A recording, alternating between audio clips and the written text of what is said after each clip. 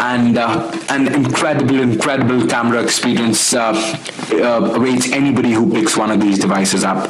But before we get to the camera, since this is an in-depth look at the phone, I'll give you a quick roundup of the specs.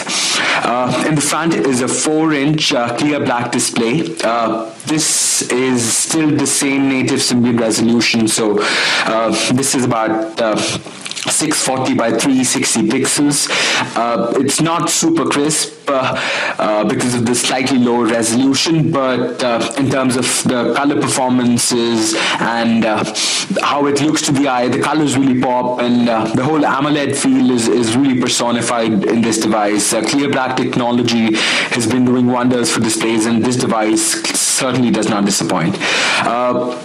In terms of what else is there, there's a microphone at the bottom, then there's a space for your lanyard. You can open the battery up, and there's a lanyard slot right there. On the left hand side, there's absolutely nothing. Then the top houses an HDMI port. Then it also has a micro USB port and a 3.5mm jack, which serves as the jack for headphones, and you can also use it for TV out. On the right hand side, you have a dedicated volume rocker, a lock switch for quickly locking and unlocking the device, and a dedicated camera button. Obvious, because this is basically a primary phone and primarily a camera phone, so it had to have a camera button, and that's pretty much it. The back houses the monstrous 41 megapixel camera. There's a xenon flash and an LED as well, so you can use the LED when you're shooting video, and there's the xenon, which is great for taking pictures in low light or at night. So Nokia's gone all out when they made this phone. A xenon flash, super bright LED, a 41 megapixel sensor, Carl Zeiss lens. Then there's also the loudspeaker, which has been positioned in the same way as it was on the Nokia N8. If we just quickly open the back up, this device uses a micro SIM, so you can put that inside as well. This is a 1400 milliamp hour battery, which should be good enough to get you through the day. Symbian's been pretty good with battery life, and I don't see why this device will be an exception. So once we put this back, just bear with me for a moment. In terms of what's inside, this device runs a Symbian Bell, or actually Nokia Bell, as Nokia likes to call it.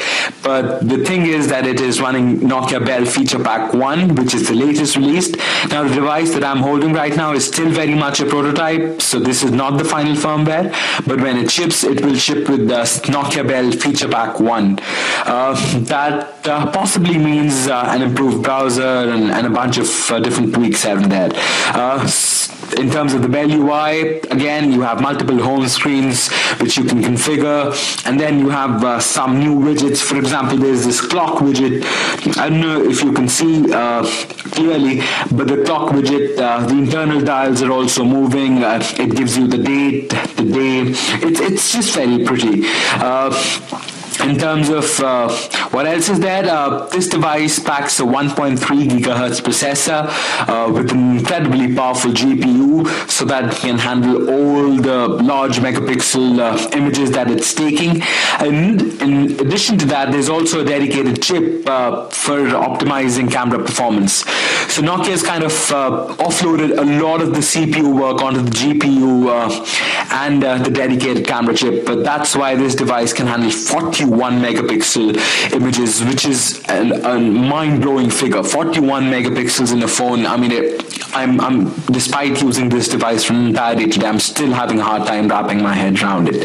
As you can see, the faster processor means it's very smooth. Symbian Bell kind of did away with folders, so to speak, out of the box. If you want it, you can still have one, but Nokia removed the default folders. If you want to quickly search for an app, you can start typing. So if I'm looking for the calculator, that brings it up.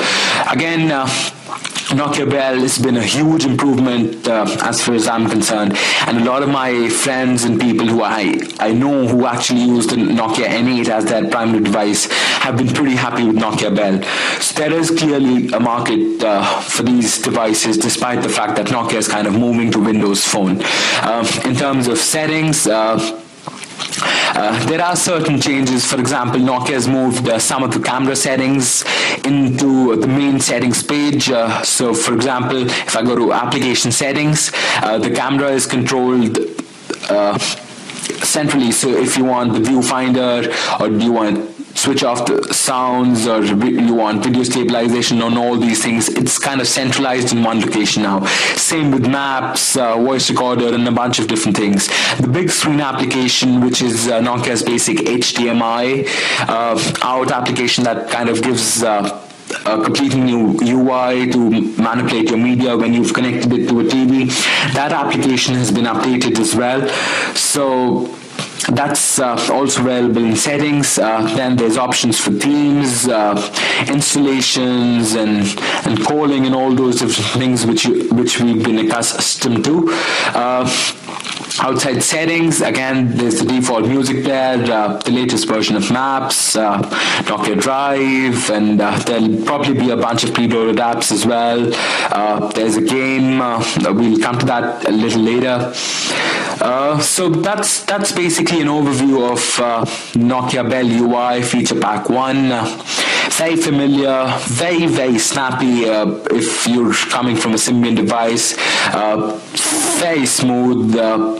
Considering this is still a prototype, which is about 2 months away from going on sale, I think Nokia has been doing a very good job actually in putting out a decent first firmware recently, and I don't think they'll mess it up with such an important device.